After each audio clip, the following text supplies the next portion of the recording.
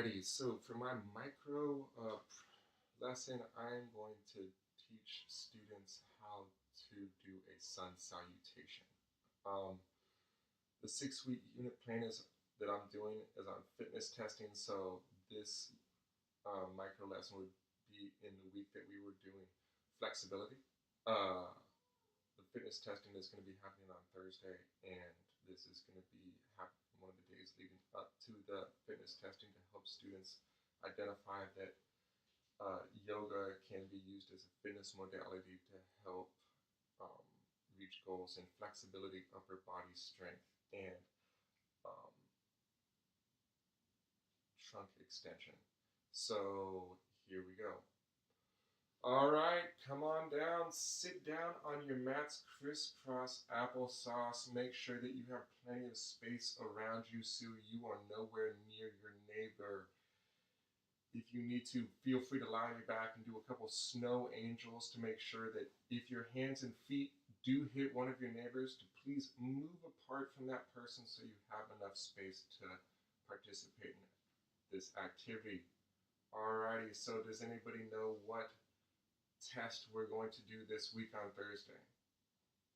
Yes. No, we are not doing aerobic capacity. We did that in week 1. Yeah. Yes. Flexibility testing. So the test we are doing, it's a standardized test that all kids who are doing PE in middle school have to do. It is the sit and reach test. Basically, we have you sit down, extend your legs, sit up nice and straight, and then exhale and reach as far as you can towards your toes.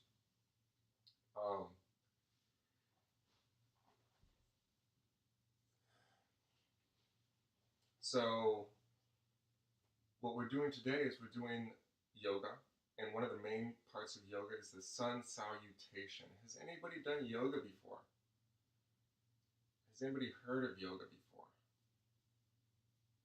All right, a couple of you have heard of yoga before. So this is a main part of yoga. I started doing yoga a long time ago, and I found that it really helped me achieve a lot of my fitness goals. I like the fact that these exercises do a lot of things. Number one, they help with core work. They help with flexibility. They help with upper body strength, and they even help with lower body strength. And they do all of this in one practice. A lot of people also cite that it also helps their mental health as well. So without further ado, let's practice some yoga. So here's what we're going to do. We're going to stand up at the top of our mat with our feet even distance apart. You're putting equal pressure between the whole sole of your foot. You're lining up your feet below your knees, below your hips, and you're standing it up nice and straight. What you're going to do is you're going to tuck your tailbone in and draw the navel gently towards the spine. So then we're going to relax the shoulders and inhale and reach the arms up. And then as you exhale, you're going to swan dive, bending at the waist about halfway down. So you're going to come down and put the hands flat on top of the legs. You're going to inhale and flatten the backs, open up through the shoulders. You're going to exhale and fold all the way down, first with the navel, then with the chest, then the chin, the nose, and then the forehead, and gaze between the legs. So right at this point, let's have you shake your head yes. Shake your head no. You're going to bend your knees now and place your palms about shoulder distance apart with your index finger pointing straight forward, and you're going to step back into a push-up position. What you're going to do now is make sure that your pointer fingers are pointing straight forward, and that you see how you can wiggle your elbows. Make sure when you're wiggling your elbows that when you bend your elbows, they come down like so. So what you're going to do is take an inhale and get high on the toes, draw the navel towards the spine again, and exhale, lower till your elbows come in right next to your sides. You're going to inhale and flip the toes and come into upward facing dog. And you're going to exhale and flip the toes and come into downward facing dog. Bending your knees, the palms can be open. Digging your hands into the ground, letting your head hang away from the shoulders. Getting some separation between your ears and your shoulders.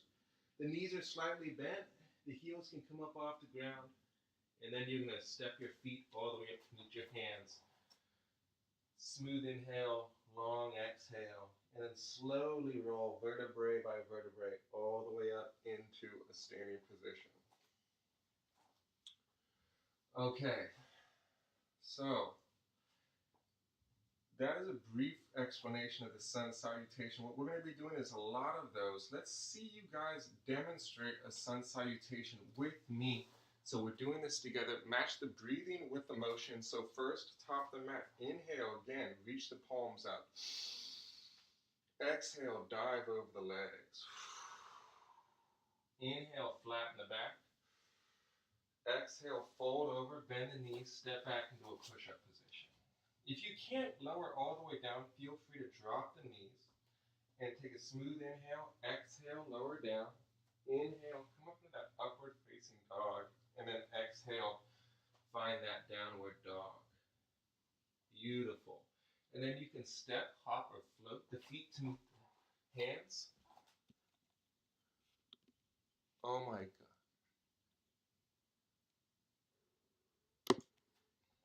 Inhale and flatten the back. Exhale and fold all the way down. All right, so when we did those exercises, where did you guys feel the exercise? What part of your body did you feel it in? All right, so your legs, what part of your legs? The back of your legs? Yeah, it's called the posterior chain. You have a connection of muscles that go from the sole of your feet all the way up through your calf or gastrocnemius, through the hamstring and all the way into the lower back. It's called the posterior chain. The sun salutation, specifically that downward facing dog, helps flexibility in that posterior chain. Your arms, shoulders, yes.